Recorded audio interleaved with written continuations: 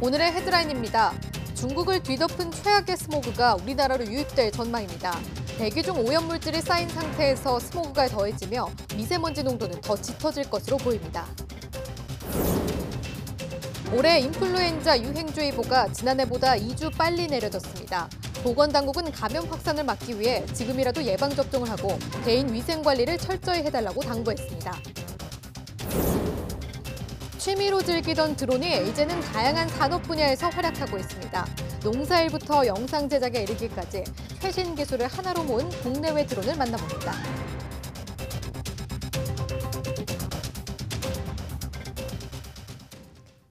시청자 여러분 안녕하십니까? 11월 16일 금요일 사이언스투데이입니다. 중국 베이징에 스모그 경보가 내려진 가운데 오늘은 중국을 뒤덮은 최악의 스모그가 우리나라로 유입될 전망입니다. 바람 방향이 서풍으로 바뀌기 때문인데 호흡기에 치명적인 초미세먼지가 짙어질 것으로 보여 주의가 필요합니다. 정혜윤 기자의 보도입니다. 스모그 경보가 내려진 중국 베이징. 태양빛도 주변 건물도 모두 희뿌연 먼지로 뒤덮였습니다. 중국 내 난방이 본격화하면서 다시 초미세먼지가 급증한 겁니다. 그런데 오늘은 이 스모그가 그대로 우리나라로 유입될 것으로 보입니다. 방어막 역할을 했던 동풍이 약해지고 서풍 계열 바람이 강해지기 때문인데 이미 대기 정체로 국내 오염물질이 축적된 상태에서 스모그가 더해지면서 미세먼지 상황은 더 악화할 것으로 우려됩니다. 16일은 대기 정체로 국내 미세먼지에 국외에서 유입되는 미세먼지가 더해져서 농도가 높을 것으로 예상됩니다. 특히 중국발 스모그 특성상 이번에도 미세먼지와 더불어 호흡기에 치명적인 초미세먼지 농도가 짙어질 가능성이 큽니다. 이에 따라 국립환경과학원은 노약자와 어린이, 호흡기 질환자는 외출을 자제하고 부득이하게 외출한다면 황사용 마스크로 미세먼지를 차단해달라고 당부했습니다. 이번 미세먼지는 하루 정도 이어지다 금요일 밤에 북풍이 강해지면서 점차 남동쪽으로 밀려내려가 해소될 것으로 보입니다. YTN 정혜윤입니다. 인플루엔자 유행주의보가 내려졌습니다. 질병관리본부는 38도 이상의 갑작스러운 발열과 기침 또는 인후통을 보이는 인플루엔자 의심 환자 수가 기준치를 넘어 이같이 조치했다고 밝혔습니다. 올해 인플루엔자 유행주의보 발령은 지난해보다 2주 빠릅니다. 보건당국은 감염 확산을 막기 위해 예방접종을 안 한 사람은 지금이라도 접종하라고 권고하고 자주 손을 씻을 것과 기침할 때는 손수건이나 옷깃 등으로 입을 가리는 기침 예절을 잘 지켜달라고 당부했습니다. 학교, 요양시설 등 집단시설에도 예방과 환자 관리에 특별히 신경 써줄 것을 당부했습니다. 드론은 이제 취미용에서 벗어나 다양한 산업 분야에서 활용도가 높아지고 있는데요. 최신 기술이 적용된 드론은 물론 산업적인 발전 가능성을 한눈에 볼 수 있는 행사에 양회영 기자가 다녀왔습니다. 드론이 넓은 논을 이리저리 오가며 농약을 뿌립니다. 논 모양을 사전 비행으로 촬영한 뒤 스스로 살포 계획을 세워 농약을 뿌리는 방식입니다. 기존보다 효율이 20% 높아졌습니다. 어두운 밤에도 작업할 수 있고 전선과 같은 작은 장애물도 감지해 스스로 피해갑니다. 농업 드론 같은 경우에는 적당량만 살포하고 그 이상을 안 쓰기 때문에 되게 효율적이라고 합니다. 그다음에 이제 그만큼 물을 쓰지도 않았고 약재를 쓰지도 않았기 때문에 환경 보호까지 꾀할 수 있습니다. 닿을 듯 말 듯 협곡 사이를 빠른 속도로 지나며 고개 비행을 합니다. 국내 기업이 자체 개발한 초고속 레이싱 드론입니다. 시속 180km까지 빠르게 움직이며 실시간으로 촬영이 가능해 뮤직비디오 등 영상 제작에 활용하고 있습니다. 기존의 배터리보다 더 많은 양의 에너지를 순식간에 방출하기 위해서 저희가 이제 새로 디자인한 그런 배터리 보호 회로, 그다음에 배터리 관리 회로가 있고요. 빨리 날기 때문에 생기는 진동을 저감시키기 위한 어떤 진동 저감 기술, 그런 것들이 다 집약이 됐다고 볼 수 있습니다. 드론은 이제 전력 설비를 안전 진단하거나 미세먼지를 측정하는 등 다양한 분야와 산업에서 활용되고 있습니다. 이걸 가지고 어떻게 더 우리 산업의 가치를 높일 수 있을까 하는 그런 것들을 연구들을 많이 하고 있어요. 농업 분야라든지 에너지 감시하는 분야라든지 또는 산불 감시라든지 그 외에 점점 많은 응용 분야가 늘어나고 있습니다. 취미에서 벗어나 하나의 산업으로 자리 잡은 드론. 오는 2022년 세계 드론 시장 규모가 약 35조 원에 달할 것으로 예상하는 가운데 우리 정부도 뒤늦게 각종 규제를 없애고 원천 기술 개발에 투자하겠다는 방침입니다. YTN 사이언스 양우영입니다. 질량의 단위인 킬로그램 등 4개의 기본 단위가 143년 만에 새롭게 정의됩니다. 프랑스 파리에서 열리는 제26차 국제도량형 총회에서는 질량 단위인 킬로그램과 전류 단위인 암페어, 그리고 온도의 단위 켈빈과 물질의 양을 재는 단위인 몰 등 4개 단위의 기준을 재정의합니다. 4개 단위가 한꺼번에 바뀌는 것은 1960년 국제단위계가 제정된 이후 처음입니다. 단위를 새로 정의하는 이유는 기존 정의가 시간에 따라 바뀔 위험이 있기 때문인데 변하는 물질 대신에 변하지 않는 상수를 이용해 단위를 정의하기 위해서입니다. 이번 총회에서 안건이 통과되면 내년 5월 20일 세계 측정의 날부터 새로운 단위 기준이 적용됩니다. 대덕 연구개발특구는 40여 년 동안 수많은 연구 성과로 우리나라 과학기술을 이끌어왔습니다. 과학기술의 연구 성과를 높이고 정부 출연 연구기관 간의 소통과 협력 강화를 위한 연구행정 선진화 바람이 불고 있습니다. 이정우 기자입니다.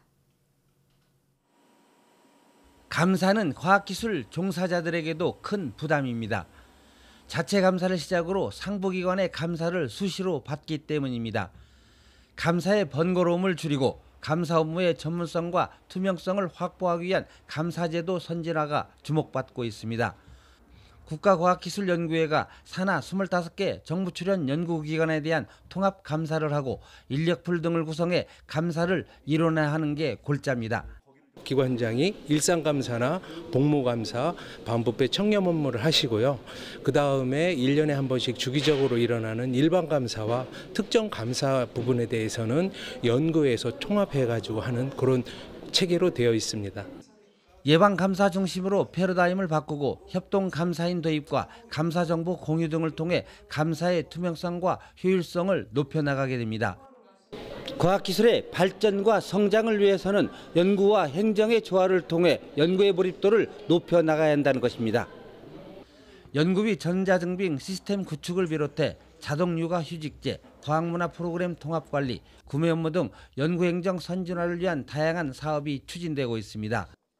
연구행정 선진화를 통해서 제도를 정비하고 또 체계화하고 통합해가지고 연구자들이 연구에 더 몰입할 수 있는 그 환경을 만드는 것이 취지가 되겠습니다. 연구행정 선진화가 과학기술의 발전 생태계 구축은 물론 정부 출연 기관 간 협력과 소통을 강화하는 혁신의 장이 되고 있습니다. YTN 이정호입니다.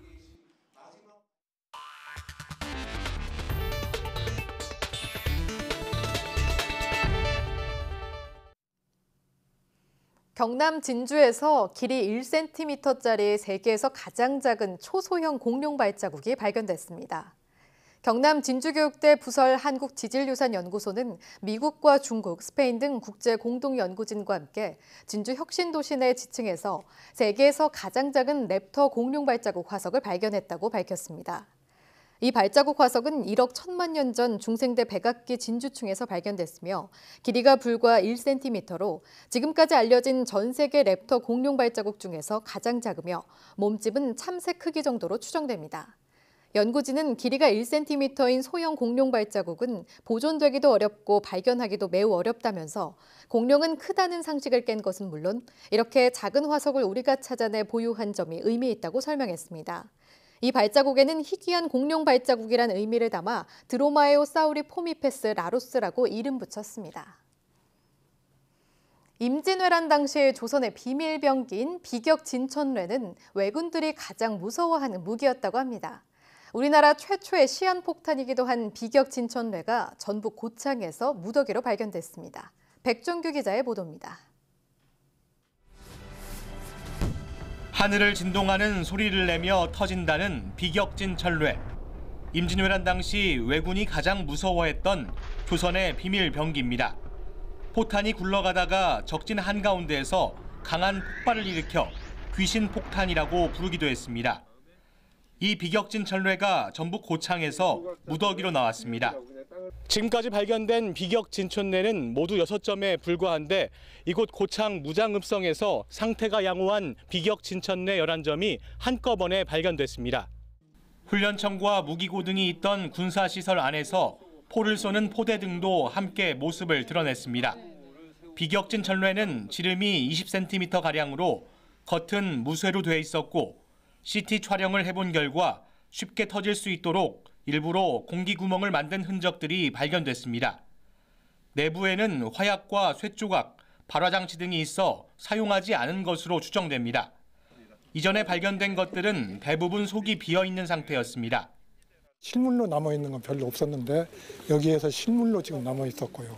그리고 실제로 완형으로 지금 남아있기 때문에 그 구조가 어떤가 하는 것까지를 충분히 알 수 있지 않을까.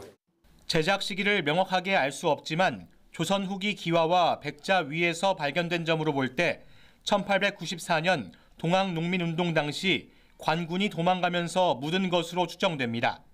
이 비격 진천내의 그 내용을 군사학이라든가 이런 관계자 여러분 전문가들과 함께 잘 연구해서 앞으로 우리 한국 그 역사 전쟁사에 좀 새로운 이런 획기적인 사실로 보고하고 잘 보존하겠습니다. 문화재청은 이번에 발견된 비격진 천뢰를 다양한 방법으로 정밀 분석하고 무장읍성의 군사적 성격을 규명하는 연구도 진행할 계획입니다. YTN 백종규입니다. 총기 참사가 끊이지 않는 미국에서는 경찰과 민간인이 서로 총질을 하는 악순환이 반복되고 있습니다. 죄 없는 보안 요원을 경찰이 사살하는가 하면 민간인이 경찰에게 총알 세례를 퍼붓는 영화 같은 장면도 펼쳐집니다. LA 김기봉 특파원의 보도입니다. 경찰의 정지 명령을 받고 다소곳이 멈춰선 승용차. 그러나 문이 열리더니 곧바로 총격을 시작합니다.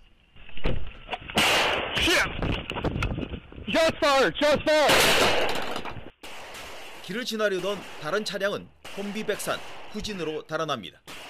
점점 더 과감해진 용의자는 아예 경찰차 쪽으로 걸어와서 총을 계속 쏩니다. 한바탕 총질이 끝난 뒤 용의자는 차를 타고 달아났고 중간에 내린 일행 여성은 울먹이며 자수합니다. The hell is he doing? Get on your knees. 다행히 경찰 사상자는 없고 어깨에 부상을 입은 용의자는 얼마 뒤 체포됐습니다. 상대 총에 내가 죽을 수도 있다는 불안감은 경찰을 종종 가해자로 만들기도 합니다. 총격 위협범을 제압하고 있던 경비원을 경찰이 바로 사살하기도 했습니다. 지난 11일 시카고 교회 한 술집에서 술에 취해 총기를 꺼내 휘두르던 손님을 흑인 경비원이 제압한 채 경찰을 기다리고 있었는데 출동한 경찰이 다짜고짜 경비원에게 총을 쏜 것입니다. 경비원의 손에 들려져 있던 총이 오해의 불씨였습니다. 총으로 총을 막아야 한다는 트럼프 정부의 주장은 또 다른 비극을 예고하고 있다는 지적입니다. LA에서 YTN 김기봉입니다. 소셜미디어 페이스북이 지난 6개월 동안 가짜 계정 15억 개를 삭제했다고 밝혔습니다. 페이스북은 올해 4월부터 9월까지의 활동 보고서를 통해 이같이 밝히고 테러 선동 콘텐츠 1억 2,400만 개, 음란물 6,600만 개도 제거했다고 밝혔습니다. 페이스북은 수천 명의 리뷰어, 즉 감시자를 동원해서 이뤄낸 결과라고 설명하고 광고성 스팸도 22억 개를 차단했다고 덧붙였습니다. 이로써 페이스북 네트워크에 넘쳐나던 음란문과 폭력 유발 유해 콘텐츠를 95% 이상 제거한 것으로 확신한다고 이 회사는 말했습니다. 그린란드의 빙하 밑에서 운석이 떨어져 함몰된 대형 구덩이가 처음으로 확인됐습니다. 덴마크 자연사박물관은 지난 2015년 미국 항공우주국 나사가 만든 그린란드 지형 지도를 분석하다가 그린란드 북서단 히아와타 빙하의 약 1km 두께 얼음층 아래에서 폭 31km 크기의 대형 충돌구를 발견했다고 밝혔습니다. 연구팀은 빙하 상공을 날며 레이더로 정밀 측정한 결과 이 충돌구가 약 1km 크기의 철로 된 운석과 충돌하면서 생긴 것으로 보인다고 설명했습니다. 이와 더불어 함몰 지형에서 흘러나온 퇴적물을 분석했더니 일부 퇴적물에서 강한 충격에 의한 변형이 있었음을 확인했습니다. 연구팀은 이 충돌구가 예외적이라고 할 만큼 보존이 잘 된 점으로 미루어 봤을 때 그리 오래되지 않은 것으로 보인다고 덧붙였습니다.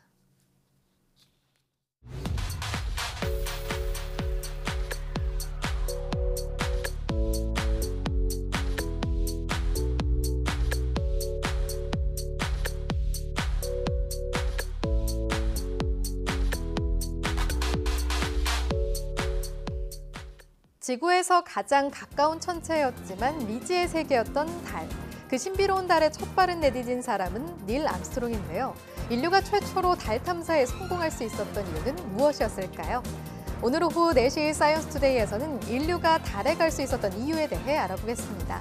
오후도 많은 시청 바랍니다. 함께해 주신 여러분 고맙습니다.